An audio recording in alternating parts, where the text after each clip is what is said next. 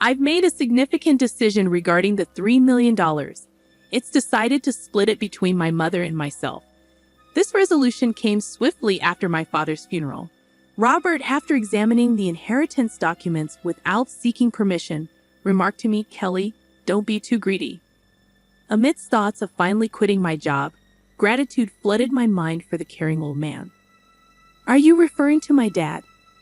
I blurted out inadvertently, ignoring my confusion. Robert and my mother-in-law enthusiastically discussed plans to purchase a new car and indulge in shopping. Faced with this unexpected development, my emotions reached a boiling point. Burdened with household chores and insulted by their remarks about my father, I couldn't bear to continue living with Robert and my mother-in-law. Suppressing my anger, I forced a smile and replied, "Sure, feel free to use the money as you and my mother-in-law please." I am Kelly Cohan, a 38-year-old housewife, working alongside my husband. My parents, both doctors, ran a well-reputed clinic in our hometown. As an only child, I was showered with love. After graduating from the School of Pharmacy, I secured a job at a major pharmaceutical company. Though my parents wished I had become a doctor, they respected my decision. 10 years ago, my mother tragically died in an accident, leaving my father and me devastated. During those trying times, Robert, my then boyfriend, supported me. We met through a mutual friend, and 2 years after my mother's passing, Robert proposed. Robert was an ordinary salaryman in the food and beverage industry, but I believed we could overcome any challenge and find happiness together. My father was overjoyed when I shared news of our engagement. "I've heard how Robert supported you, Kelly. Thank you so much. Please continue to take care of her," he said, facing Robert with sincerity. Standing next to Robert, I felt a mixture of emotions. Immersed in a wave of happiness, we visited Robert's family home the following week to announce our impending marriage. His mother, adorned in flashy makeup and divorced from Robert's father, scrutinized me with an air of rudeness. "Marriage, huh? You're Robert's choice for you? Isn't she a plain choice for you, and she's older, right? Wouldn't a younger and prettier girl be better for you?" she said, evaluating me without any restraint. Quickly, Robert retorted, "Mom, you know I'm in pharmaceuticals, right? Kelly works there. Her father is a doctor and runs his practice." Instead of highlighting my character, Robert emphasized the financial advantages. In response, his mother's expression transformed into one of satisfaction. "Oh, Robert, you should have told me such important things earlier. That changes everything. I happily approve of the marriage. Nice to meet you, Kelly." "Thank you," she declared, granting her approval. With Robert overjoyed at his mother's acceptance, I couldn't shake off a lingering sense of unease. Despite the smooth proceedings and approval from Robert's mother, as we were about to register our marriage, my father, a doctor and real estate investor, presented me with an apartment in a luxury building in New York City as a wedding gift. Excitedly, I informed Robert, "Dad has given me this apartment as a wedding gift. It's our new home. Let's live here happily and peacefully together." Robert smiled, and our married life commenced. However, post-marriage, I began to notice something disconcerting.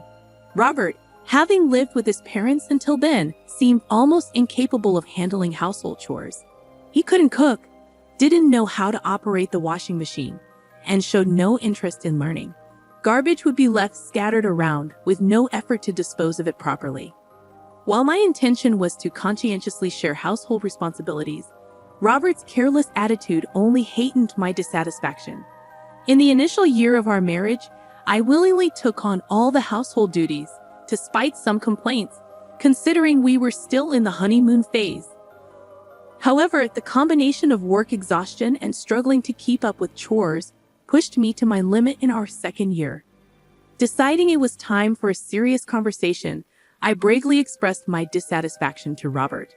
To my dismay, his response lacked gratitude or reflection.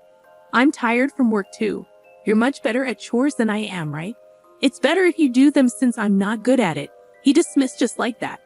Consequently, Robert hardly contributed to the chores, leaving me to bear the brunt of our household responsibilities.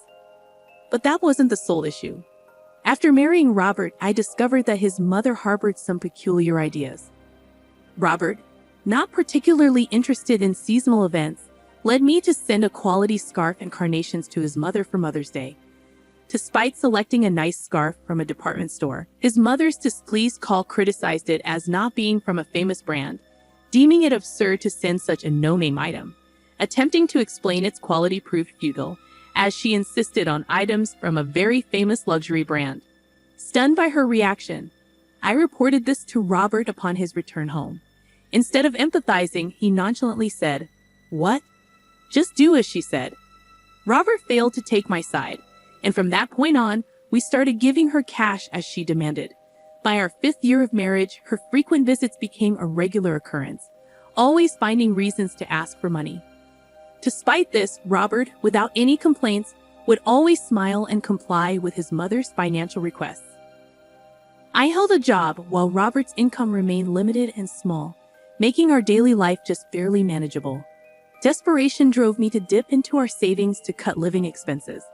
Despite my frustrations, I understood Robert's deep affection for his mother, who had supported me during tough times. She was the mother of someone important to me, and with that thought, I endured. Now, in our 8th year of marriage, I continued to handle all the household chores and kept giving money to my mother-in-law. One day, amidst this routine, my father, whom I hadn't seen in a while, unexpectedly called me. The story he shared during our rare meeting was shockingly unexpected. He revealed that he was suffering from terminal cancer and treatment was no longer possible. Overwhelmed with shock, tears spilled from my eyes. My father gently stroked my head, just as he did when I was a child, saying, "Kelly, this is fate. Let us accept it." Quietly, I questioned him, "Dad, why even you?" Thus, my days became a juggling act of work, household duties, and visits to my father's hospital. While work allowed some flexibility, managing the household was not easy. When I told Robert that my first priority would be caring for my father, he showed no reaction or willingness to help. "Well, it's tough with your father's sudden condition. Please do your best," was the only thing Robert said. He visited my father in the hospital only once.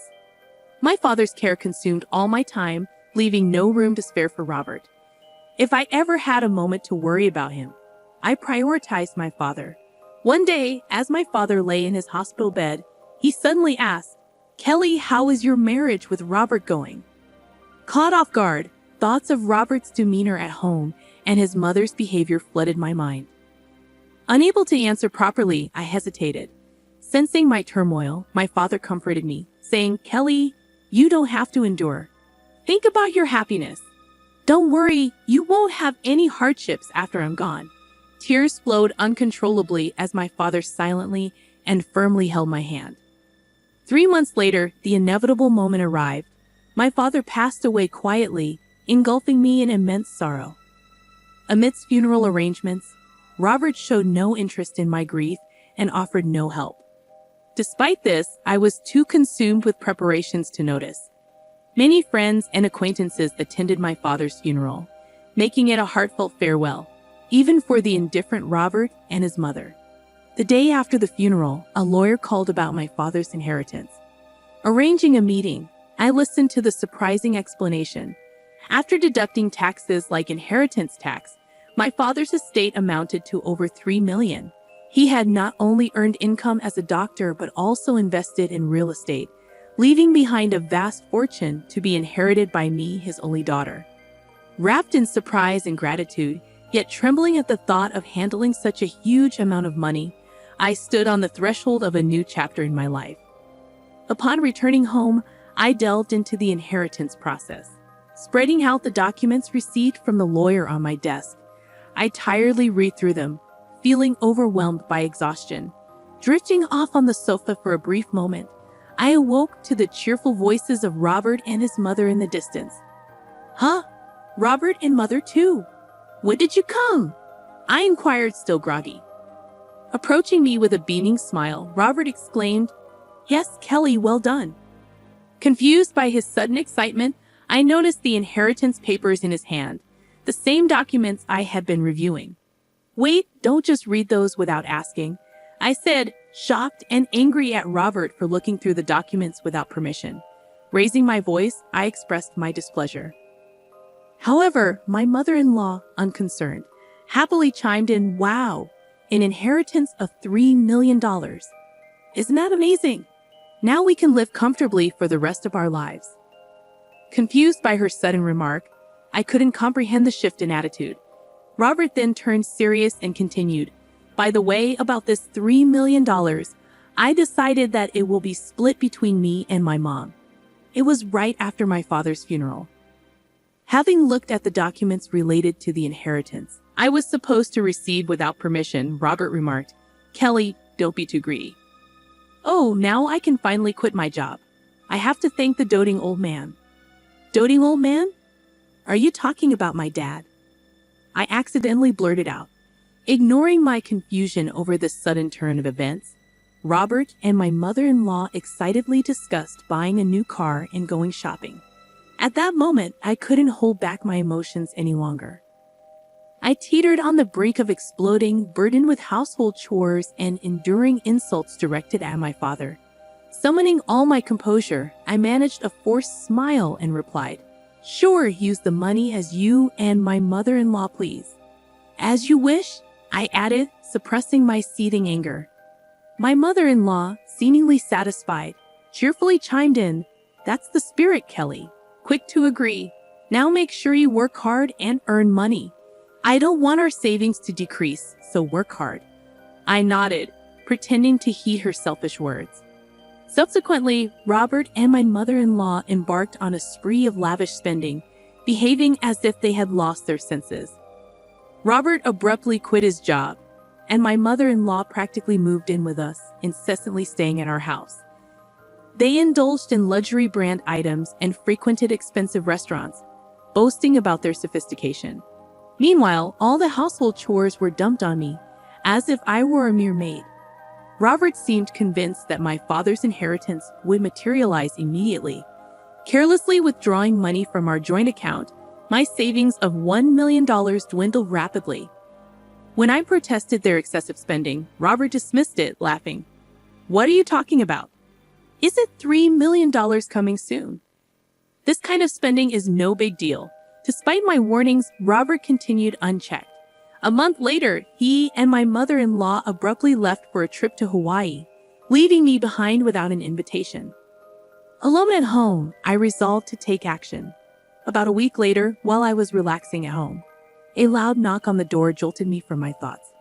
Glancing at the intercom monitor, I spotted Robert and my mother-in-law, both adorned in aloha shirts, standing at the front door. Calmly but with simmering anger, I inquired, "What do you want?" Robert's voice rang out, filled with confusion and frustration. "What are you even talking about? Why won't the door open?" Standing firm, I confidently replied through the intercom, "Well, I changed the locks on the door, so of course it won't open." "Why?" "Let's talk this over," Robert pleaded calmly, gesturing towards a nearby cafe. "Please go ahead, I'll join you shortly," I suggested, knowing our conversation was futile at the entrance. Once I confirmed they had left, I made my way to the cafe. Arriving, I saw Robert and his mother already waiting, visibly furious. "What's this about?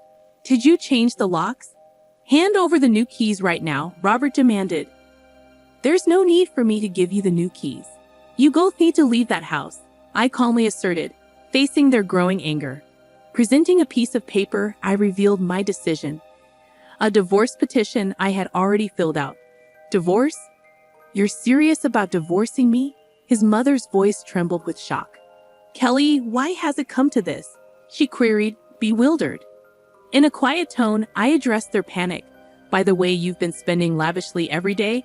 Are you sure your finances are okay?" Robert vehemently defended, "What money? Of course it's fine. Your father's inheritance is coming, right? There should still be over $50,000 in our joint account. Look, I'll show you right now." Opening his banking app, Robert's expression shifted abruptly. "What? What's this? Why is the money gone? It was there just the other day," he exclaimed, his mother mirroring his confusion as she frantically checked her phone. A loud knock on the door jolted me from my thoughts. Glancing at the intercom monitor, I spotted Robert and my mother-in-law, both adorned in aloha shirts, standing at the front door. Calmly but with simmering anger, I inquired, "What do you want?" Robert's voice rang out, filled with confusion and frustration. "What are you even talking about? Why won't the door open?" Standing firm, I confidently replied through the intercom, "Well, I changed the locks on the door, so of course it won't open." "Why?" "Let's talk this over," Robert pleaded calmly, gesturing towards a nearby cafe. "Please go ahead. I'll join you shortly," I suggested, knowing our conversation was futile at the entrance. Once I confirmed they had left, I made my way to the cafe. Arriving, I saw Robert and his mother already waiting, visibly furious. "What's this about? Did you change the locks? Hand over the new keys right now," Robert demanded. "There's no need for me to give you the new keys. You both need to leave that house," I calmly asserted, facing their growing anger. Presenting a piece of paper, I revealed my decision. A divorce petition I had already filled out. "Divorce? You're serious about divorcing me?" His mother's voice trembled with shock. "Kelly, why has it come to this?" she queried, bewildered. In a quiet tone, I addressed their panic. "By the way, you've been spending lavishly every day. Are you sure your finances are okay?" Robert vehemently defended. "What money? Of course it's fine. Your father's inheritance is coming, right? There should still be over $50,000 in our joint account. Look, I'll show you right now." Opening his banking app, Robert's expression shifted abruptly. What's this? Why is the money gone? It was there just the other day," he exclaimed, his mother mirroring his confusion as she frantically checked her phone. I revealed the truth to them as they panicked, failing to grasp the situation. "Of course it's gone. I'm divorcing you, so I moved that $50,000 to my account as part of the property division," I explained calmly. Robert's face twisted with anger momentarily, but then he smirked, almost recalling something. "Fine, I'll divorce you then. Transfer the inheritance you got from your dad right away. After all, property acquired during the marriage is split half and half in a divorce, right?" he retorted. "Well, you might be misunderstanding something," I replied evenly. "Why didn't you know that the inheritance I received, even though it was during our marriage, doesn't count for property division?" There was a moment of stunned silence between us. Then Robert and his mother's expressions shifted drastically. Perhaps they truly believed they would receive part of my inheritance. I was astonished and could only sigh in disbelief. "No, that can't be true. That's impossible," his mother protested, her face flushed with a mix of denial and anger. "Please, check for yourself," I said mockingly. Robert started frantically searching on his smartphone. "It says here property inherited by one spouse from a parent is considered separate property. Therefore, it's not subject to division and can't be split between the spouses," he read aloud, his mother joining in shock. Desperate, Robert approached me, pleading, "Kelly, please don't divorce me. I have no savings and no job. How am I supposed to live if you divorce me?" Faced with his plea, I remained resolute. Realizing it was time to move forward, I spoke clearly and firmly. "What are you talking about? Take responsibility for your actions. I will never forget how you both treated me. I'm divorcing you. I'll go to court if I have to." Intimidated by my fierce demeanor, Robert and his mother shrank back in fear, whimpering softly. Later on, Robert and I went through the divorce proceedings without issues. The $50,000 I had moved from our joint account was recognized as part of the marital property division. Eventually, I managed to evict Robert and his mother from my house. They found themselves deeper in debt, living in a rundown apartment and working tirelessly every day to pay off their debts. In contrast, I sold a condo I used to share with Robert and moved into my father's apartment. With the inheritance I received, I now live comfortably. Grateful to my late father, I aim to protect my happiness and spend my days peacefully, cherishing my new life ahead.